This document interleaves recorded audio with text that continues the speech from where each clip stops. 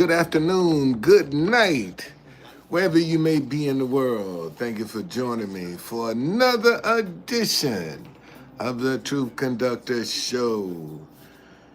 Whoa, boy, I'm telling you, man, yesterday I walked about 4 miles. and, and I felt every step. I ain't lying, boy. I'm talking about I felt every step yesterday. And I just said, let me get in the bed, man, get me some rest because the body was tired. So today, here we are for Saturday in Proverbs. Um, no, I'm not Jehovah Witness or Seventh-day Adventist. I just follow my calendar. Goes from Sunday to Saturday. So Saturday is my Sabbath.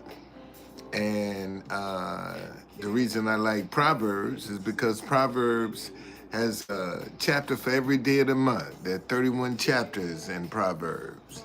And when there are not 31 days in the month, just keep reading until you catch up. All right? But when you read Proverbs, um, you don't have to kind of imagine 2,000 years ago what it's saying because it relates to today. You will see yourself in Proverbs, you will see your family, you will see your friends and your enemies in Proverbs. Okay? If you read it every day, you'll see all of that. And that's why I like it. So today is the 25th. So we'll start on the 25th chapter of Proverbs. And I will be reading between the Message and the New King James Version so that you can get an understanding of what I'm talking about. And I will also, as we go along, give definitions. Okay?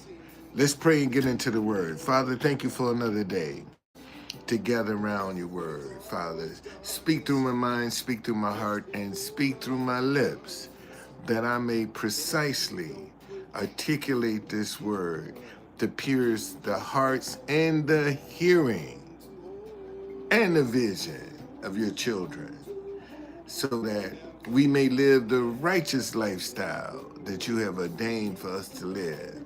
In Jesus' name, amen. Okay? So, since this is the 25th of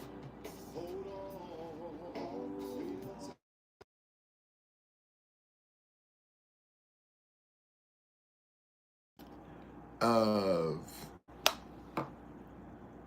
January, we're going to start on chapter 25.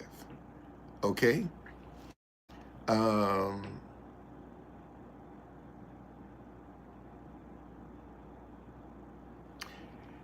there are also these Proverbs of Solomon, subscribed by scribes Hezekiah, king of Judah. Verse 2, God delights in concealing things. Scientists delight in discovering things. Like the horizon for breath and the ocean for death, the understanding of a good leader is broad and deep. Now, let me read that from you from the New King James Version. These are also the Proverbs of Solomon, which the men of Hezekiah, king of Judah, copied. It is the glory of God to conceal a matter, but the glory of kings is to search out a matter. As the heavens for height and the earth for depth, so the heart of kings is unsearchable. Okay, verse 4, remove impurities from the silver, and the silversmith can craft a fine chalice. Remove the wicked from leadership, and authority will be credible and God honoring. Listen to this. Remove the wicked from leadership, and authority will be credible and God honoring. We can see that in our politics today, because we got wicked people that are in leadership, okay, on both sides. All right. We got wicked people in leadership on both sides. All right.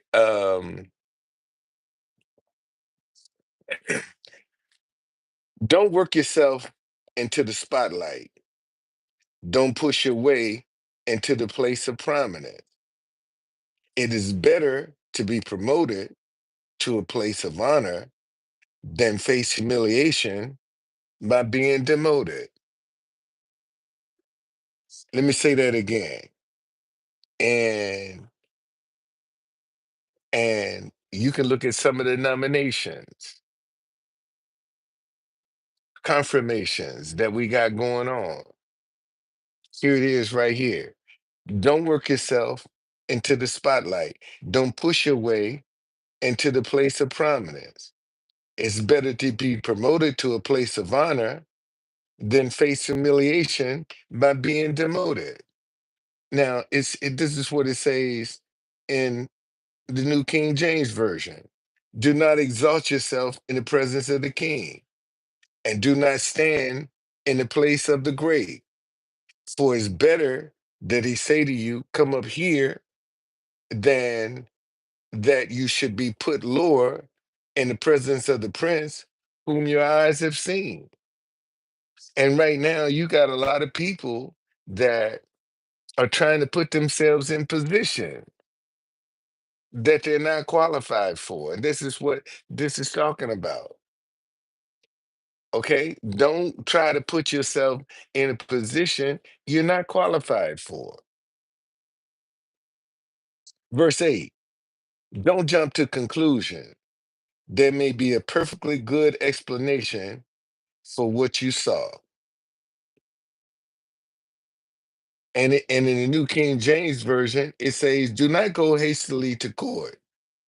For what will you do in the end when your neighbor has put you to shame? And see, and that's again, look at how quick people are to jump to conclusions about something that they saw. I just saw a video where this guy was saying that Trump had passed a new executive order stating that the person that was paying the child support would now get all the credit that the person who's receiving the child support wouldn't be able to write it off on their taxes. Everybody went wild with that, ran crazy with it because it sounded good. And then only for the guy to turn around and say, I made that up. I was just joking. That's not true. And it went viral. Something like that went viral. And he turned around and said, it ain't true. I made it up.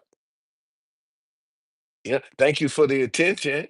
But and see, and this just further puts a wedge between people. They don't know what to believe. Okay.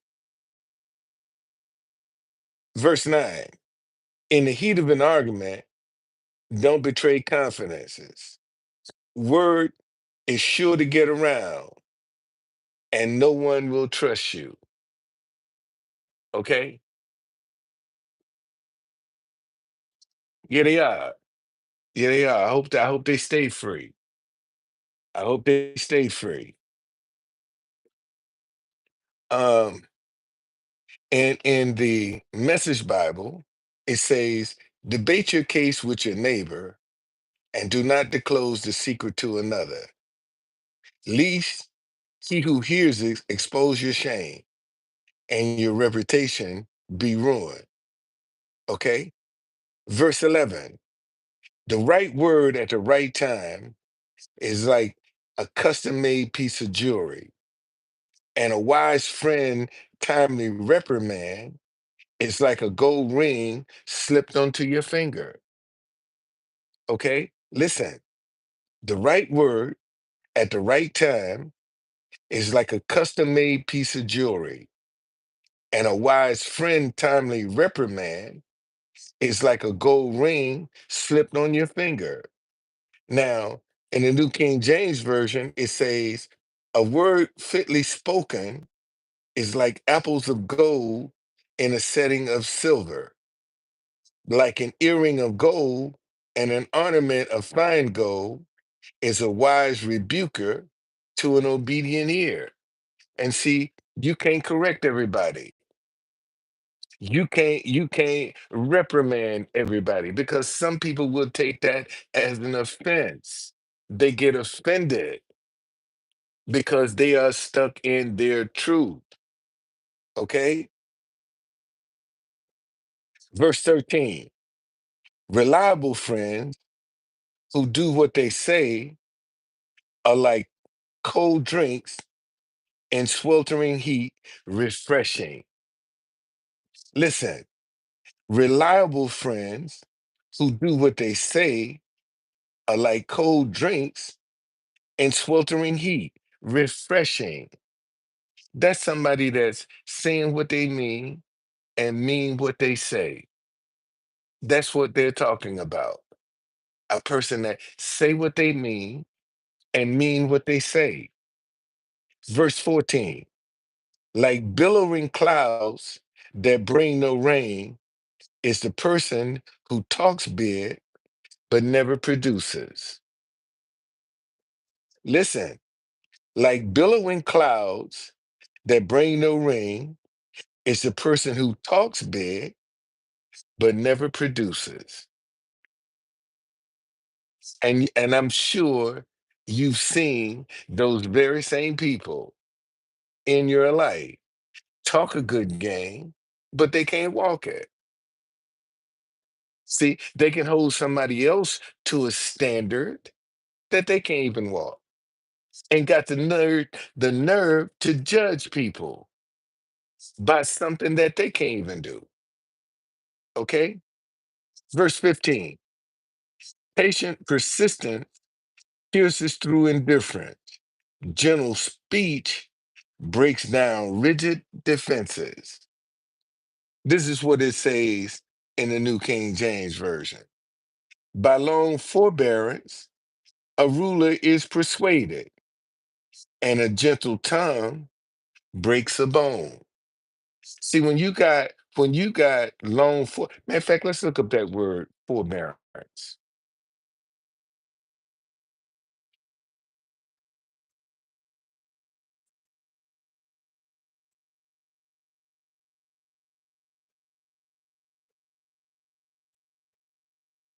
Forbearance.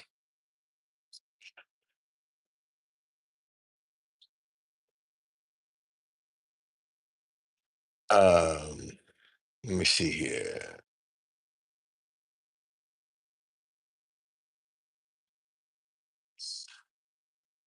A virtue that means to be patient and kind when others are immature or wrong. Forbearance. A virtue that means to be patient and kind when others are immature and wrong. Man, that is easier said than done. Okay, but it says by long forbearance, which means patient and kind, you know. I mean, when others are immature or wrong, you see foolishness and you don't react to it. You know, you see drama and you don't react to it. That's forbearance. And that takes a lot of maturity. That takes a lot of patience. That takes a lot of understanding. And it says, by long forbearance, a ruler is persuaded, and a gentle tongue breaks the bone. And have you, ha, I mean, think about it. The times when, man, you really been hyped up in a situation. You really, I mean, you passionate about it. And you have somebody come along and just nice and kind, and when they speak to you, it just take all the air out of that emotion that you had. See, patience and persistence pierces through indifference. Gentle speech breaks down rigid defenses. Verse 16. When you are given a box of candy, don't gulp it all down. Eat too much chocolate and you'll make yourself sick. And when you find a friend, don't outwear your welcome. Show up at all hours and he will soon get fed up. In the New King James Version, it says, have you found honey? Eat only as much as you need, lest you be filled with it and vomit. Seldom set your foot in your neighbor's house, lest he become weary of you and hate you. Now, if you want a good example of this scripture right here, look at Elon Musk and Donald Trump. Elon Musk is always up under Trump. And according to this, Trump is become weary of him. And it says, seldom set foot in your neighbor's house, lest he become weary of you and hate you. Okay? Uh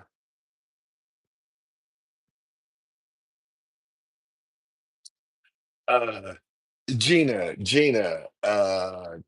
controlling my flesh is a chore. Um Gina, the one thing that the one piece of advice that I could give you concerning that particular situation is you need to learn how to start fasting,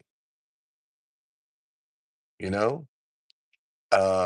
Fasting is what gives you discipline.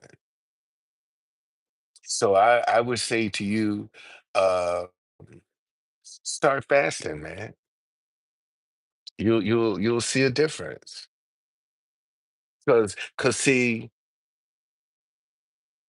when you battling that hunger, you ain't got no desires for nothing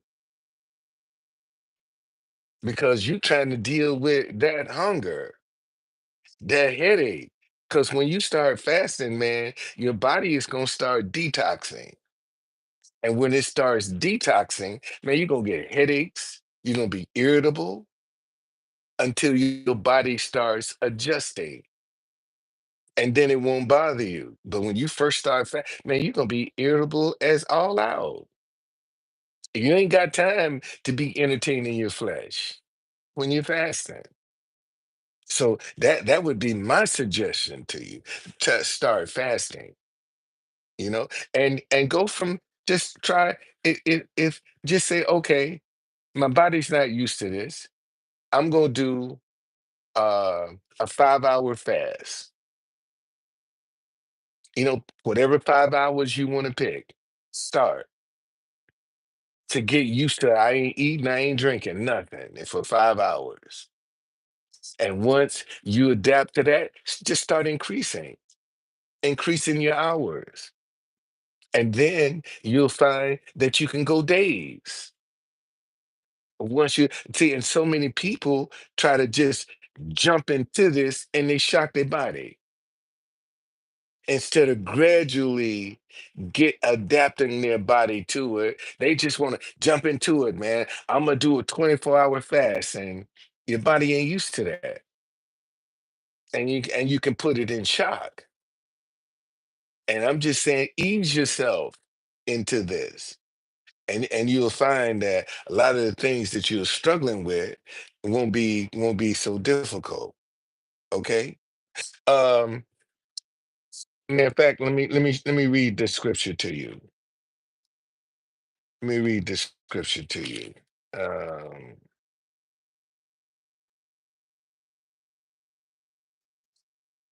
there was a situation where uh, a man brought his son to the disciples because he was having convulsions, seizures, and the disciples couldn't do anything with it. And when they got with Jesus, um, and this is what they asked Jesus. Okay, what's going on, Terrence? Thank you for joining me. Uh,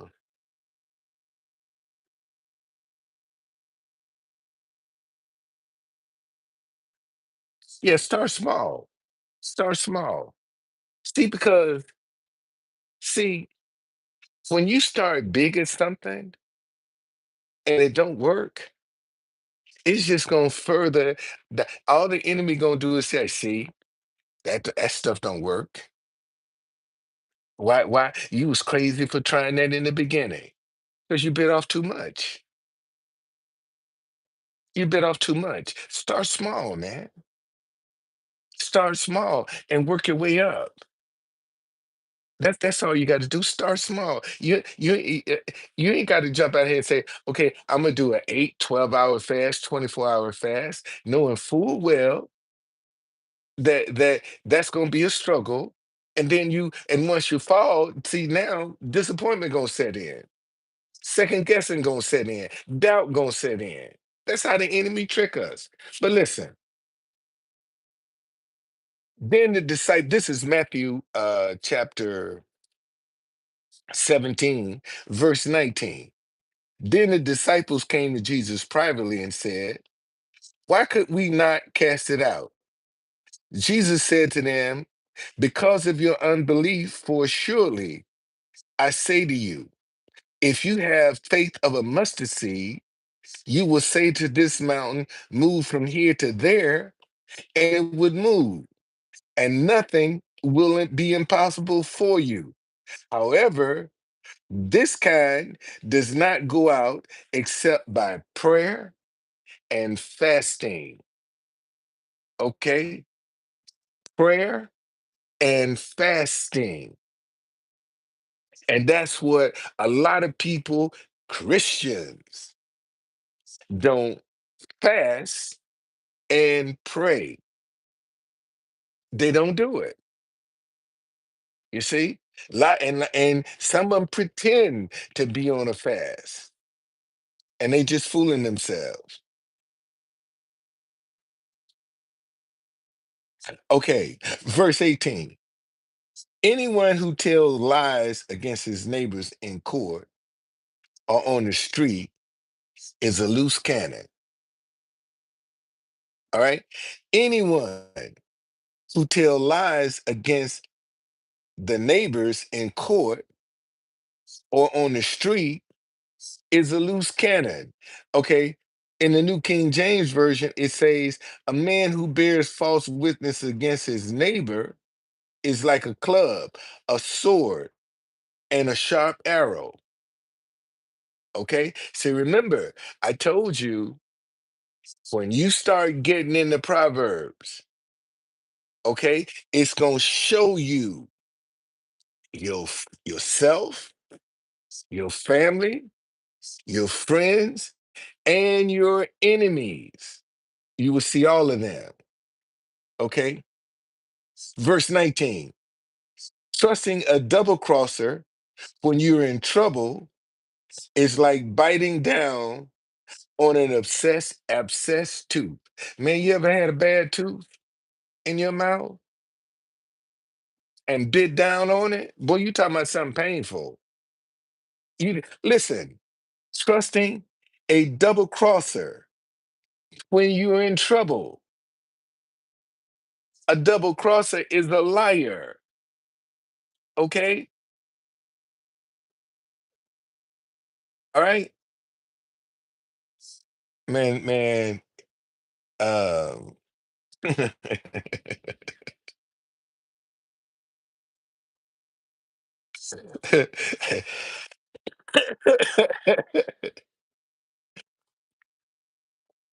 oh boy.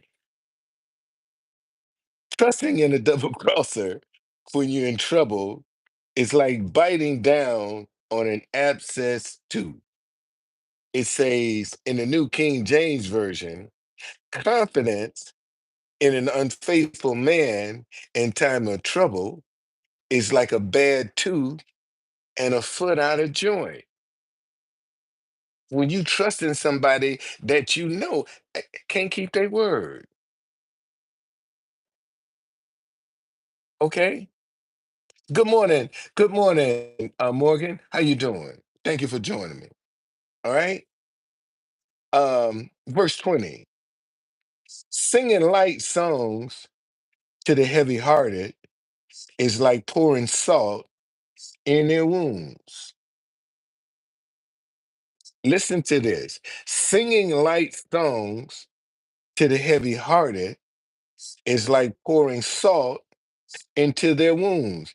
In the New King James Version, it says, like one who takes away a garment in a cold weather and like vinegar on soda is one who sings songs to a heavy heart. You know, and that's saying when some people are grieving, man, you got to let them go through the process. Trying to cheer them up ain't gonna do you no good. Let them grieve, okay? Let them grieve. And think about it. Think about it. How many times that you've been grieving and somebody come along and be trying and they just make the situation worse. Okay? Verse 21. If you see your enemy hungry, go buy him lunch. If he's thirsty, bring him a drink. Okay? Uh Come on, David. Don't do that, man. Don't do that, David. Don't do that. There's a time and a place, and this ain't the time or the place. Okay? How you doing, Taurus? Yes, I was on Just League. Been trying to get back there again so I can put my foot up in his behind. Because Jesse Lee don't believe in the Bible. Everything, every bit of advice he gives, uh, is from his head. How can a man that ain't married, ain't in a relationship, be giving advice on marriage and relationships? But you can't show that in your life.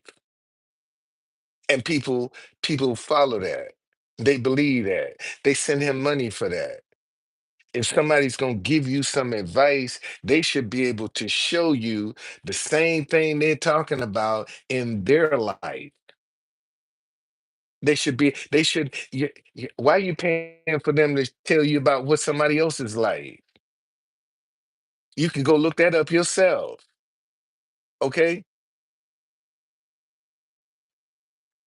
Okay? All right?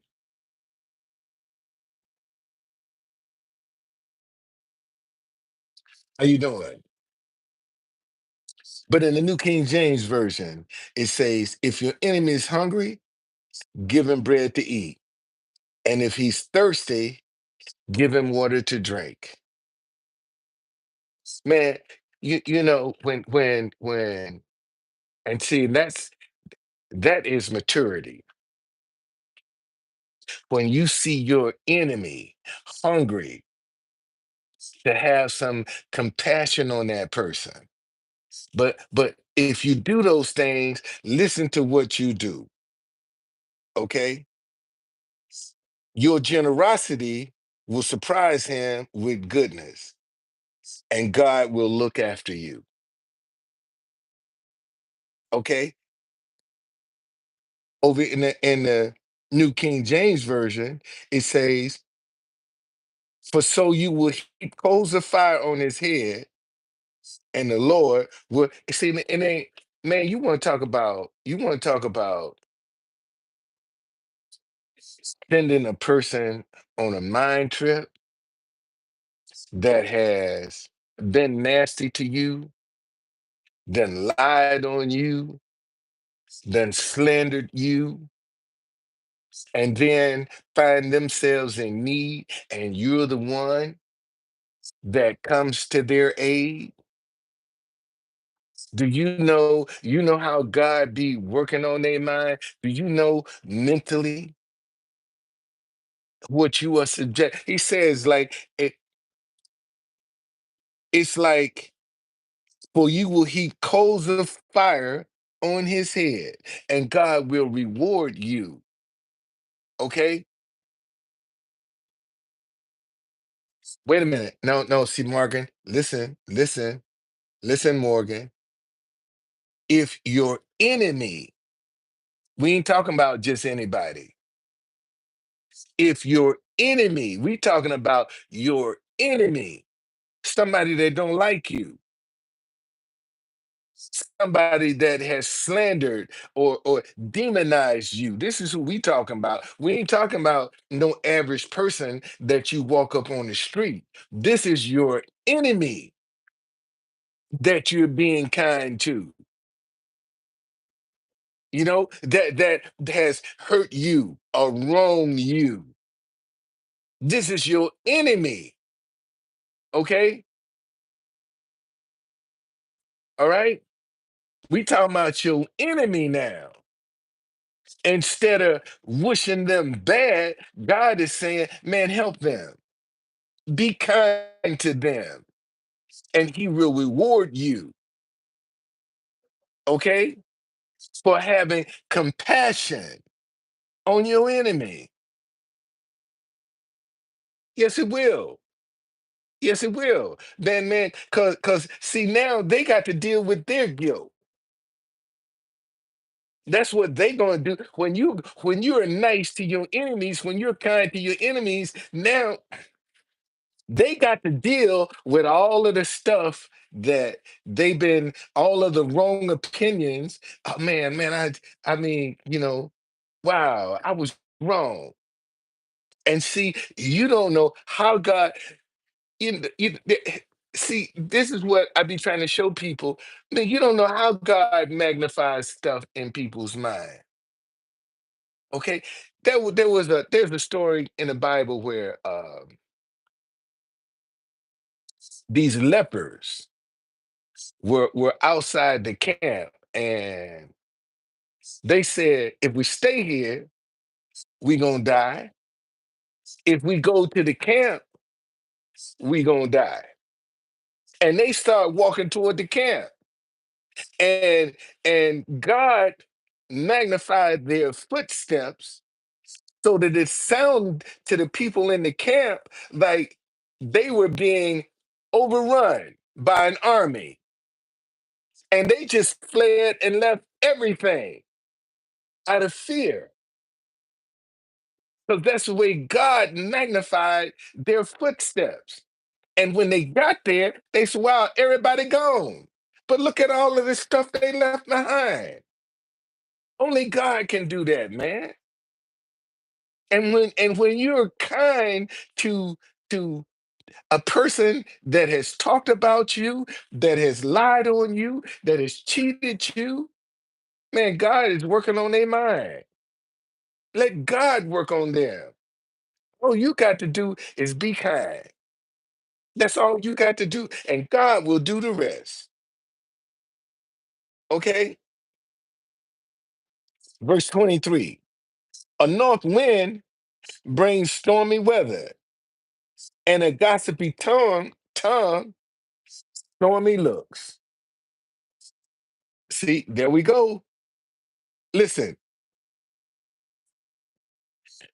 the north wind brings forth rain, and a backbiting tongue and angry countenance. And see, when you're talking about backbiting, there's somebody behind your back, smiling in your face. When you talk about backbiting, that person is smiling in your face and getting behind your back and talking about you like a dog. That's why, I keep telling you, man, at 72, I can count my friend on one hand.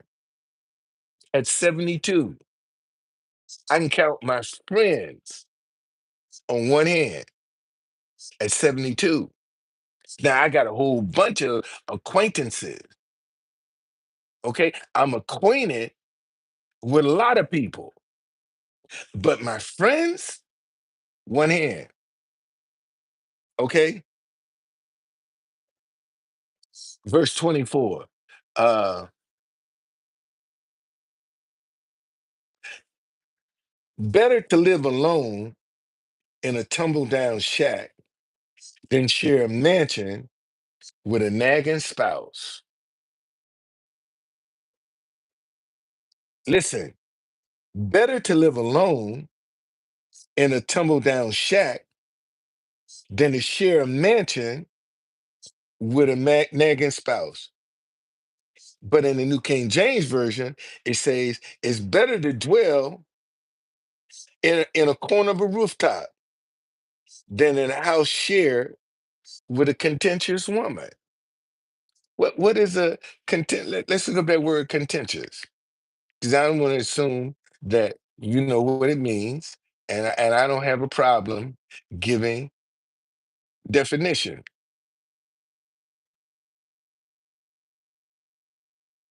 Contentious, causing or likely to cause an argument, controversial. That's somebody you can't get no peace with.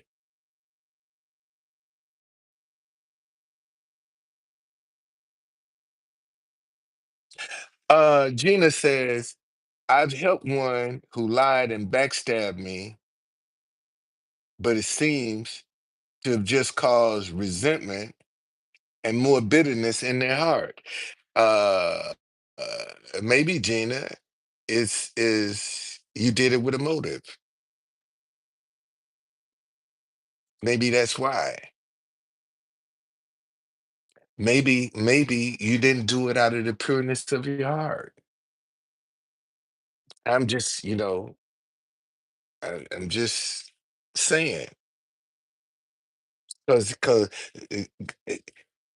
if you see your enemy hungry, go buy them lunch. If thirsty, bring him a drink. Man, you got to have a pure heart when you do that. See, out of your mind, you subtract and divide. Out of your heart, you add and multiply. Okay? So, and only you can answer, did you do it out of your head or did you do it out of your heart? Okay? Well, yes. Yes. Um, but see, and this men or women, you in a relationship and you can't never do nothing right. Everything you do is wrong. That person is just looking for an exit. Let me say that again. If you in a relationship and you can't never, no matter what you do, it ain't good enough. Something's always wrong with it. Okay? All right? They looking for an exit. And you might as well just say, man, go on about your business. If you that unhappy, just go head on. And you notice whatever the straw that breaks the camel back is some stupid, ain't got nothing to do with the situation. But they use that as an excuse. See, that's somebody that is controversial, always looking for an exit. And if you ain't got no peace, why you hanging around? Leave it. Let it go. Let it go. Ain't no sense in saying. See, if let's continue. Um, verse 25. Like a cool drink of water when you're worn out and weary is a letter from a long lost friend. In the New King James Version, it says, as cold water to a weary soul, so is good news from a far country. Okay, man, have you ever had a situation where you were friends with somebody and for whatever reason you lost contact, and then out of the blue you hear from that person? Out of the blue, they contact you, and look at the joy that's in your heart because now you have finally reconnected with somebody that been years, been years since you heard from these people. And out of the blue, they contact you, they call you. Look how refreshing that is. Okay. Verse 26. A good person who gives into a bad person is a muddied spring and a polluted well. Gina, Gina, listen to this. A good person who gives into a bad person is a muddied spring and a polluted well. Let's see what the New King James Version. A righteous man who falters before the wicked is like a murky spring and a polluted well. A righteous man who falters before the wicked, which means, man, you can't walk the line. You giving them ammunition. See? You always talking that old self-righteousness and God, and look at you. Look at you. Okay? And that's all they want to do is to be justified. Okay? It's how you do things, Gina, that matters. Not what you do, it's how you do it. That's where the rubber meets the road. And believe it or not, people can sense when you're sincere and you're genuine versus having an agenda, an ulterior motive. Okay. And that's all I'm saying. Look at your motive for why you did what you did. And God will correct that. Yeah, absolutely, David. Okay. Verse 27.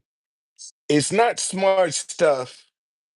It's not smart to stuff yourself with sweet, nor is glory piled on glory good for you. It's not smart to stuff yourself with sweet, nor is glory piled on glory good for you. In the New King James Version, it says, it's not good to eat much honey, so to seek one's own glory is not glory. That's when you bragging about all of the things that you do. See, that's what when it says So to seek one's own glory is not glory. That's when you bragging about what you've done, who you've helped, what you've given. That's not glory. That's your pride. That's your ego.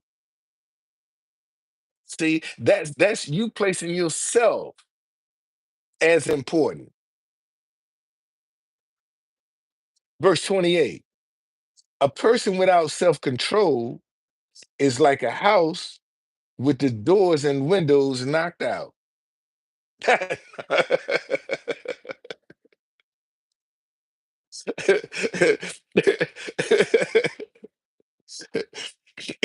me read that again. A person without self-control is like a house with its doors and windows knocked out.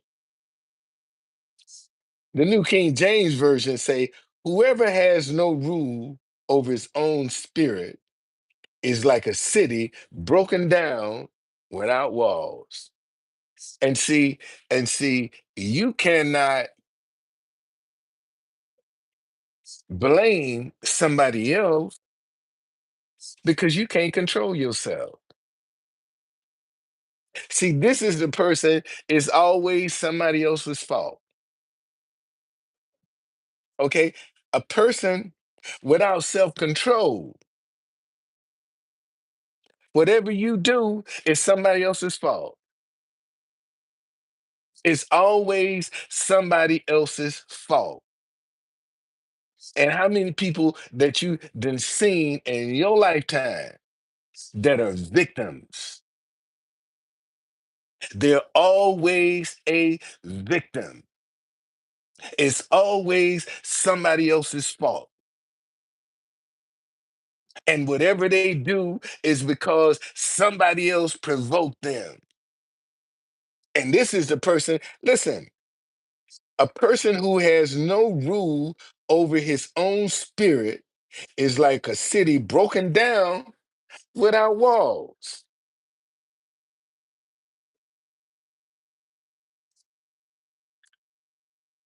Stop blaming people, man. Take accountability, take responsibility. And when you start doing that, then that's when you step into maturity. That's when you start stepping into wisdom and understanding. It's just that simple. Okay. And like I told you, man, i- if you don't see yourself when you reading Proverbs, you're lying to yourself. If you don't see some of your actions when you are reading Proverbs, you're lying to yourself. You are deceiving yourself because it's going to show you. Because, you know, whoever has no, we all been there. Who hasn't been there? We all been there at that point where somebody can wind us up and trot us off. And we just get emotional and we get upset and we get angry. We all been there. And you're lying if you say you haven't. Because there's somebody that a person without self-control. Let's look up self-control. Hold on a second.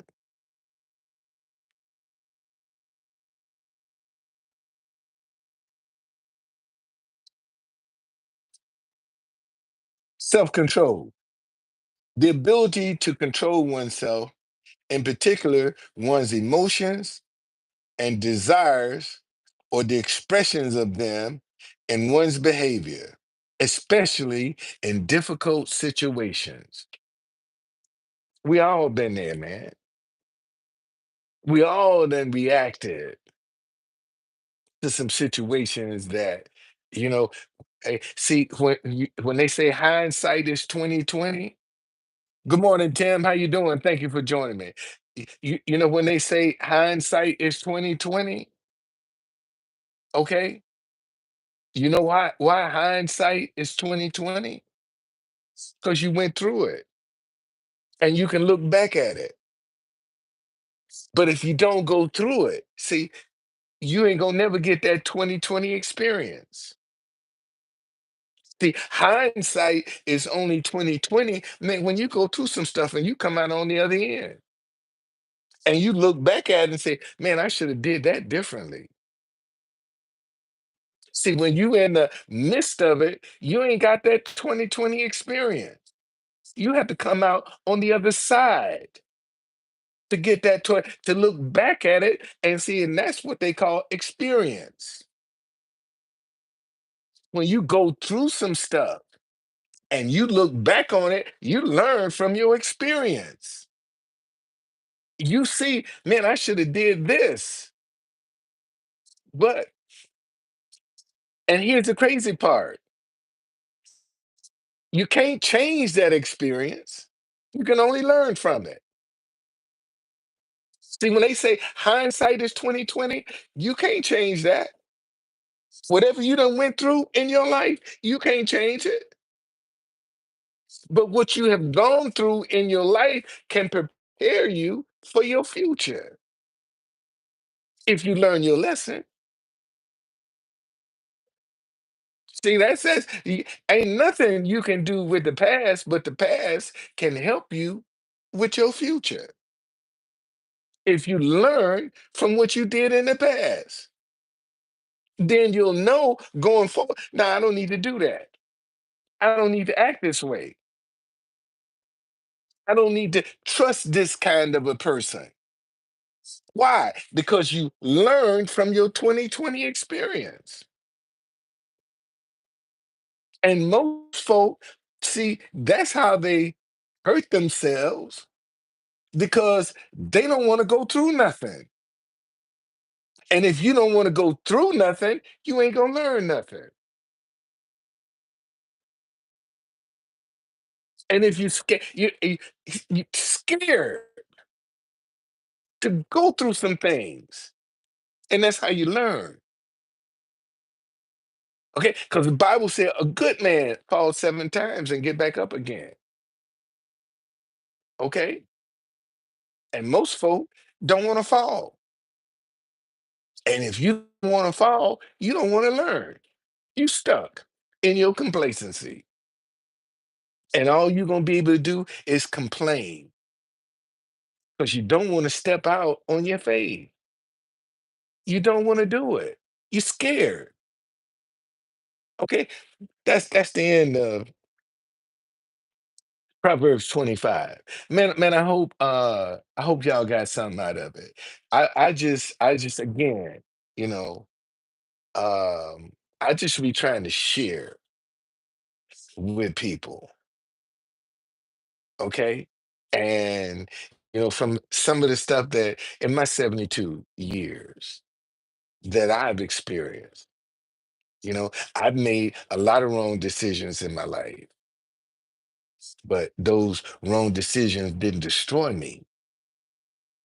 They made me who I am today. Okay. And see, and that's when you have that 2020 experience, see, you're gonna learn. Hey, look at it. Hindsight is always 2020. Hindsight is always 2020, man. When you go through some stuff, shoot, you can look back on that stuff as clear as day. And some people accept accountability and some don't. And that's the difference. A lot of people don't want to accept the accountability